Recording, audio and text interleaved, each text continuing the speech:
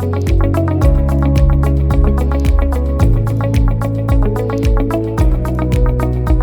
వాహనాల రంగంలో సాంకేతిక విప్లవం కొనసాగుతున్నప్పటికీ భద్రతకు సంబంధించి తీవ్రమైన సవాళ్లు వెలుగులోకి వస్తూనే ఉన్నాయి. ఇటీవలి భద్రతా లోపాల కారణంగా ప్రపంచ ప్రసిద్ధ ఎలక్ట్రిక్ కార్ల తయారీ సంస్థ టెస్లాతో పాటు పలు ప్రముఖ చైనా కంపెనీలు భారీ ఎత్తున వాహనాలను వెనక్కి పిలుస్తున్నాయి. ప్రధానంగా కార్లలో అమర్చిన డోర్ హ్యాండిల్స్ వ్యవస్థలో తలెత్తిన తీవ్ర లోపాలే ఈ నిర్ణయానికి ముఖ్య కారణమని నివేదికలు స్పష్టం చేస్తున్నాయి. మొత్తంగా దాదాపు 40 లక్షలకు పైగా ఎలక్ట్రిక్ వాహనాలపై ఈ రీకాల్ తీవ్ర ప్రభావాన్ని చూపుతోంది. China state administration for market regulation అందించిన గణాంకాల ప్రకారం ఒక్క టెస్లా సంస్థే చైనాలో తయారు చేసినవి, ఇతర దేశాల నుండి దిగుమతి చేసుకున్నవి కలిపి సుమారు 29.8 లక్షల వాహనాలను వెనక్కి పిలుస్తోంది. ఈ రీకాల్ పరిధిలో టెస్లాకు చెందిన ప్రముఖ model 3, model Y, model X, model S వాహనాలు ఉన్నాయని అధికారులు వెల్లడించారు. భవిష్యత్తులో వాహనదారుల భద్రతకు ఎలాంటి విఘాతం కలగకుండా నిరోధించడానికే నియంత్రణ సంస్థలు ఈ కఠినమైన చర్యలు చేపడుతున్నాయి. ఏదైనా తీవ్రమైన రహదారి ప్రమాదం జరిగిన సమయంలో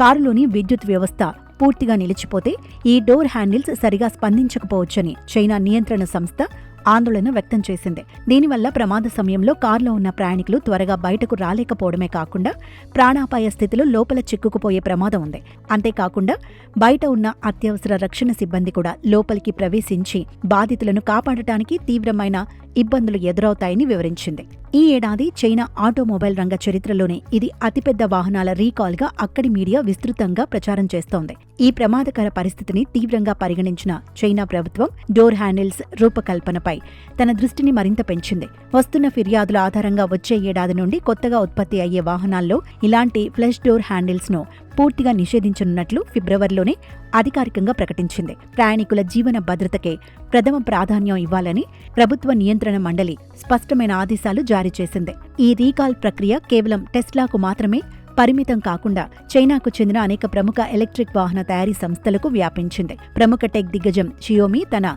3.9 లక్షలకు పైగా వాహనాలను వెనక్కి పిలుస్తుండగా లీప్ మోటార్ సంస్థ 3.7 లక్షలకు పైగా కార్లను రీకాల్ చేస్తున్నట్లు ప్రకటించింది. వీటితో పాటు చైనాలోని ప్రముఖ ఆటోమొబైల్ దిగ్గజాలైన గిలీ, ఎక్స్పెంగ్తో పాటు మరికొన్ని సంస్థలు కూడా తమ వాహనాలను వెనక్కి పిలుస్తున్న జాబితాలో ఉన్నాయి.